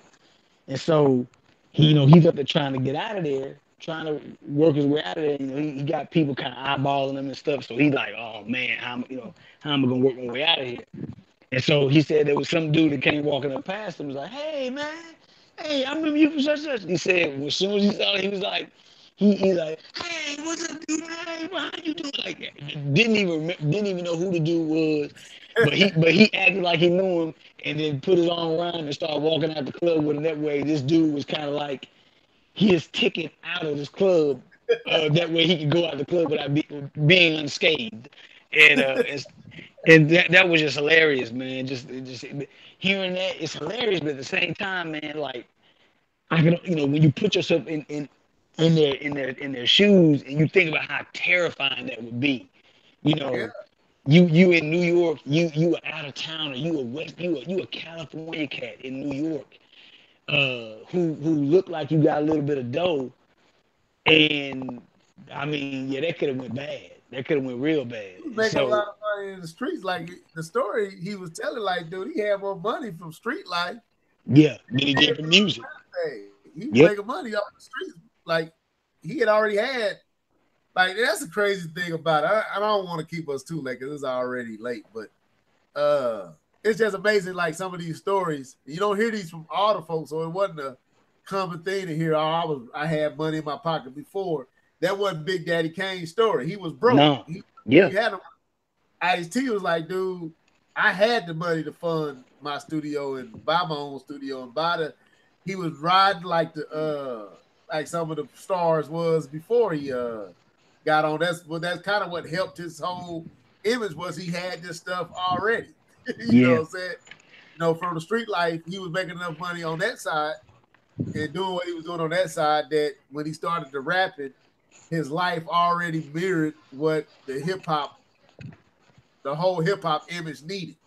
Because like Yeah. he had the cars, he had the women, he had the clothes, he had the fashion, he had the jewelry before rap. So when he Yep. started rapping, he was already looking the part in a way that other rappers wouldn't have because they didn't. They was just rapping, trying to get it through rap. He had it before rap. But that was dope. That was dope. Yeah. I So Ice T was my first man. Like I said, I went back. I went back and forth. But it's like I thought about putting someone else. I thought about Big Daddy Kane. I even thought about thought about a few others, but man, I was like, no, man. I was like, I gotta leave Ice T there, man. I was like, like I said, his story just I don't know, for whatever reason, it was just really, it was just really compelling to me. Like I said, I guess because with a lot of history, just and it opened up uh, a pocket of hip hop history that I totally was not expecting. Like I said, just his connection to the East Coast. Um, as far as music wise and stuff, and then I love when he talked about him doing colors and yeah how basically how the way he became the type like the way his song became the title track for the soundtrack to the movie Colors was basically he heard the original title track, which was a song by Rick James, and he said he yeah heard it. He's like, man, that's garbage, that's whack. He's like, no, nah, man. He's like, let me do it. And so, man, I mean, it's like, he said him and his partner, actually Zulu Cat, Africa Islam, which was Africa Bambaata's brother. Uh, Africa Islam recorded them, and I want to say probably produced them, and him and Ice T in the lab and put out Colors, man, and then right the rest is, as they say, history. Because I mean that song is iconic. I mean, yeah. you know, as old as that song is, that song still You know is dope. you know what it is. So every time as soon as you hear it, so it Yep. just goes back to say like going back to combat. This is all because of him and his willingness to step out, to leave a cozy, high paying job, Yeah. turn his back on all that, Hmm. and risk his career to do what he enjoy rather than to do something that gave him security. Yeah. So, and that's a part of his legacy too. So, like this man, like you see how excited and giddy we getting over two grown men getting giddy over stories from hip hop legends. This is all made possible because of By Combat Combat Jack, Jack. That's right. and that's why we felt like okay, we got to get this dude some even in his passing, we got to send him some kudos and some love and tribute to share that. Yeah, he even us, the small of the podcast that probably few know about. Yeah, he impacted us as well. So, uh, yeah, man, it's gonna be sad not being able to hear him interview and interrupt and answer his own questions sometimes, and know, be drinking on air and getting a little too drunk and getting a little too happy, messing up. Yeah. But overall, man, Combat Jack is probably the best at what he was doing. And I ain't gonna say he was the best voice, but all of it, all encompassing, he was probably the best in his space that was doing it. And no one was matching what he was bringing to the table. And I don't know if anybody will match what he brought to the table. I hope that Ed Lover can kind of step in that gap for me where Combat Jack was fulfilling that void. I hope that I mean, when Combat Jack was scratching that itch, I hope Ed Lover's show can kind of fill that void for me now. I'll be honest. Towards the end there, the last year, or so I haven't been listening to Comeback as much. Like I said, Hmm. some of his interviews wasn't as interesting as the ones when I first started listening. And then when he got sick, that kind of bothered me. And I just didn't want to hear him struggle in his podcast. Like I mean, he first came back and he could barely talk, and I just didn't want to hear him like that. So I kind of didn't intentionally didn't listen to it because I couldn't. I don't know. I couldn't handle it. It just made me feel bad for him, and I didn't think that's how he would want me to listen. So and I think he kind of stepped down a little bit after that anyway, and then he passed not too long after that. So, but Yeah, yeah, man, I just send my salutes out to him and prayers for his family and the kids that he left 4 kids. So I think he was recently divorced. So yeah, all that. So man, just pray for their family and you never want to hear about people losing their lives and stuff like that. So absolutely, man. Yeah. Well, hey, Stab, man. Lastly, man, we're gonna bring it to a close, but before we do, man, I want us to hit what we would deem our greatest moments of the show, and I got four of them, and I can just run through them. I don't have to do a whole lot of elaborating because I know we trying to bring this podcast to a close. But I'll run through mine, man, and then pass and then toss it over to you. okay, Uh, my four greatest Combat Jack show moments for me. First one is when D Nice on the D Nice interview shared his story about the death of Scott LaRock. Uh, now you may people may say, well, why he said what's great about that? Not great because Scott LaRock died, but just how powerful that was. So much so, like how powerful that story was. So much so that D Nice got emotional, broke down. He had never shared that story with anybody, and he shared it on Combat Jack's platform. And so he talked about that, and I thought that was very powerful. So that's Combat Jack moment number one for me. Number two is when Ice T discusses the ups and downs and the brutal backlash that came due to his controversial song "Cop Killer." And he talks about just how that the thing is the song came out and it had a buzz and all his fans, all the body count, he had his rock band body count, and all his fans loved it, and everything, and it was doing what it was doing. But a year later, after the song was out, then it got into the wind of you know the police department and the fraternal order of the police in Arizona, and then it made its way to the White House, and Dan Quayle addressed it, and then there was this big firestorm, and so and just how it really hurt, how it really hurt his career at that particular time. There were deals and things that he had in place that was getting ready to pop that ended up crashing because of that. But that's my number two moment, man. Just him discussing that and letting people in on that, the whole cop killer controversy. Um, Number three is Master Ace, his interview when he was describing how he got started rhyming by competing in a skating rink rap contest at a skating rink called the United Skates of America. Was the name of the skating rink, and that's how he got the rap bug. That's how he got the hip hop bug. That's when it really got a hold of him, and he was like, man, I want to do this for the rest of my life. That, and then also when he talked about how he made it on the legendary Juice Crew track known as the Symphony, and how he got on that track accidentally. Basically, he just went to just to watch them record the song.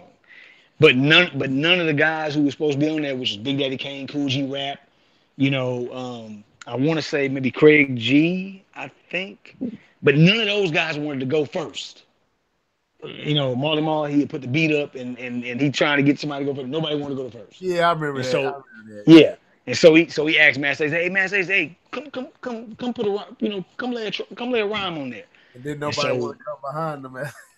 yeah, he was like, so he did that and why he's doing that, Big Daddy Kane and Cool G Rap, talking to one another and they like, hey man, glad during this time they had this little nickname that they called him Glasses, uh, because that day he had on a pair of glasses, and so when he was in the booth, they was like, man, who was Glasses over here, man? Who is this dude supposed to be? But then once he got out of the booth and they played back, Marley Marl played back his verse. Kane and Cool G was like, "Hey man, Glasses sound like he kind of nice, And so when it all came said and done, they told Marley Marl, "Hey, we think you should keep him on there." And so that's how he made the legendary Juice Crew track, the Symphony song. That's how he made it on there. And so I thought that was fascinating. So that's my number three, Combat Jack moment. And then lastly, uh, number four is Big Daddy Kane chronicling his turbulent woes with his Juice Crew teammate MC Shan, about how MC Shan basically never accepted him as a member. I think Uh, that's who I was talking about. It wasn't Master Ace. It was MC Shan who I was talking about, who still harbors a lot of ill at that from that time. I I think had so. that confused. Yeah, which Kane said him and Shan he said they cool now. He said they real good friends now. Um, but I would agree with you. I would agree with you on that.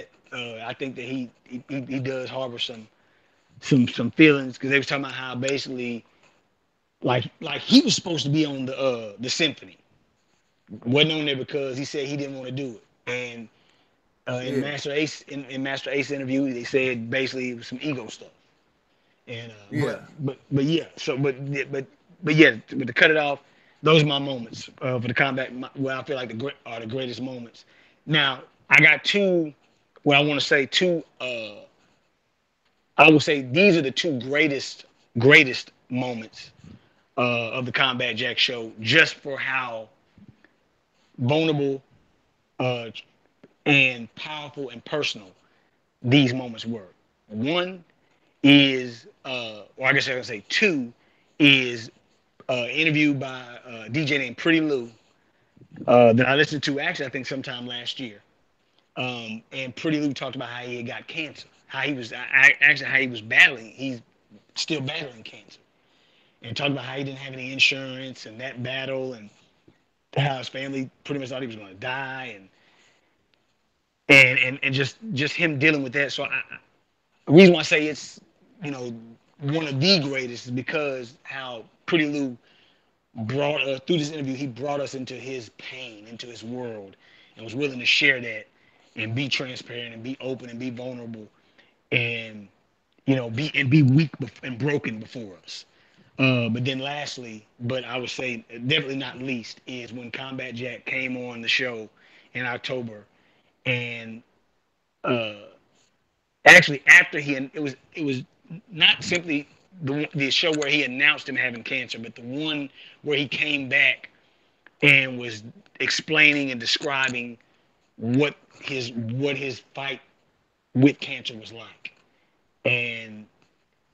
and just talking about him having I mean the whole thing with a colostomy bag and everything. And so I said that's the reason why I say those are the greatest moments. And I'm not trying to be sadistic or anything. I'm saying it in a way of honoring these two men for being willing to lay their lives bare before the hip hop community in a time where in a community where it's all about how hard you are, how tough, and you're in this this hard body image and everything like that. They were willing to be transparent and open like that. And Combat letting us into his life, and ultimately, which would be cut short, unfortunately. But I would say that those are the they overshadow my my first top four. But I wanted to mention those first four, but I also had to mention those last two, just out of honor for both of those men. To honor Pretty Lou, who's as far as I know still fighting cancer, and then to honor Combat Jack, who unfortunately and sadly lost his fight to cancer. So, but yeah, man, that's me.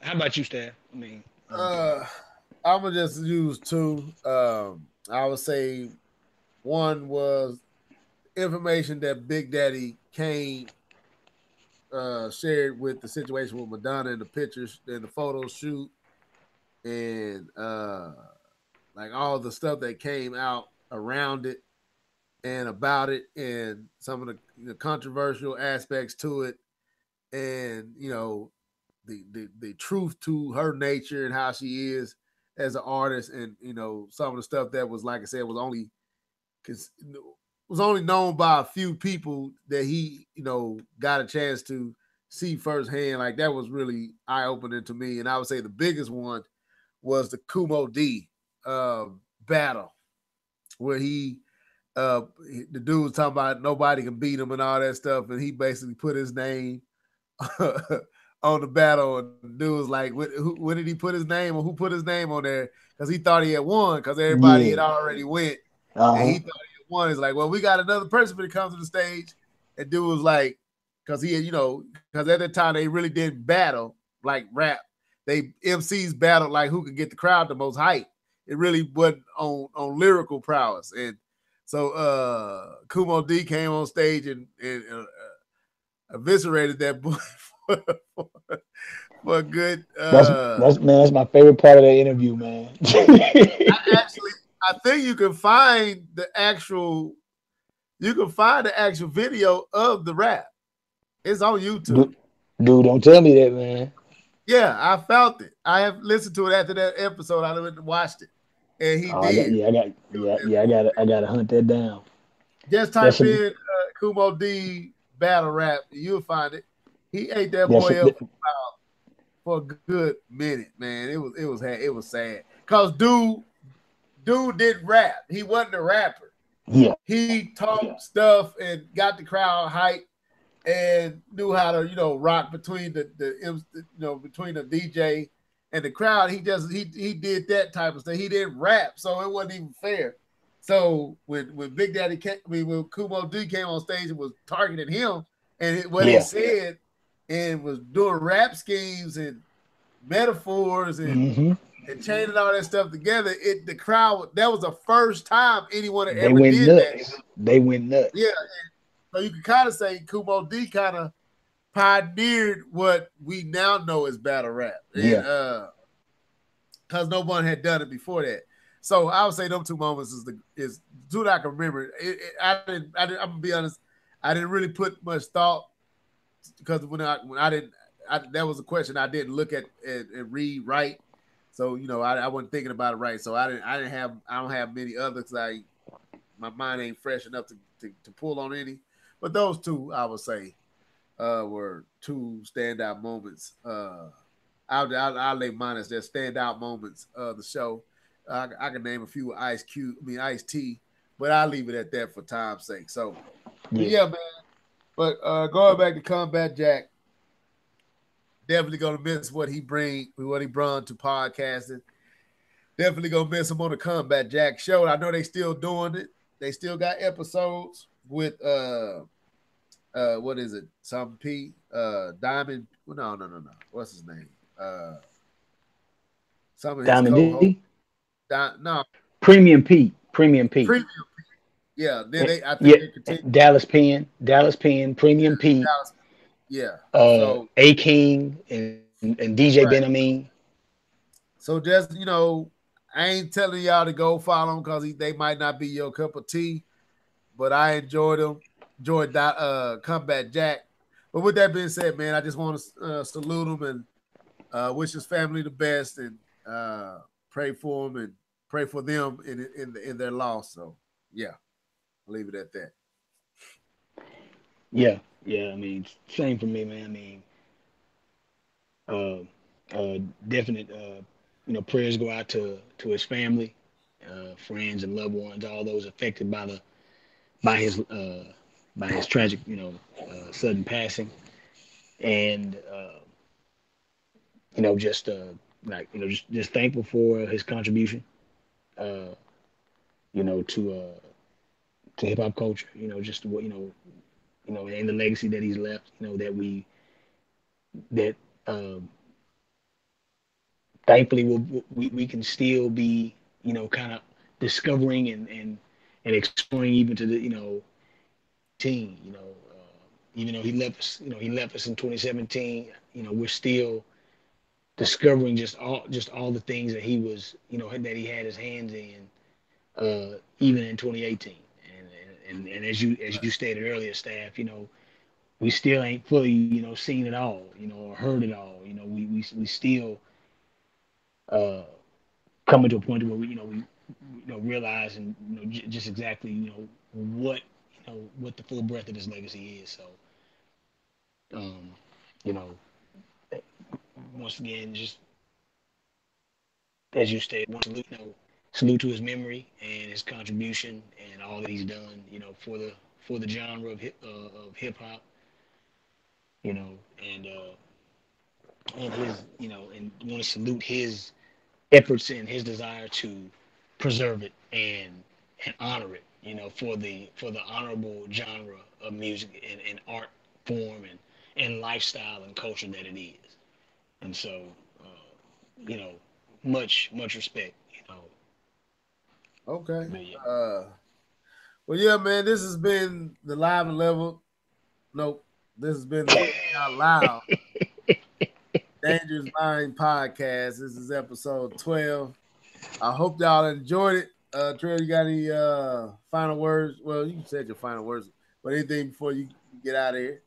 Man, just for all those rocking with us, I appreciate you, man. I mean, I understand, we haven't been as consistent as we were, a few months back, but we're thankful for everybody who continues to rock with us.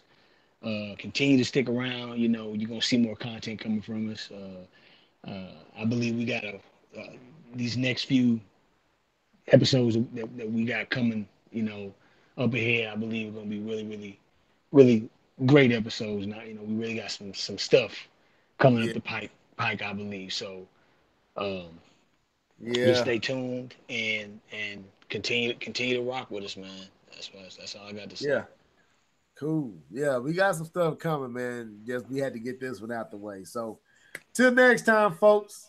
This is the Thinking Out Loud Neighbor's Mind. We'll catch you on the flip side of whenever. Won't make no promises, but we should be back next week.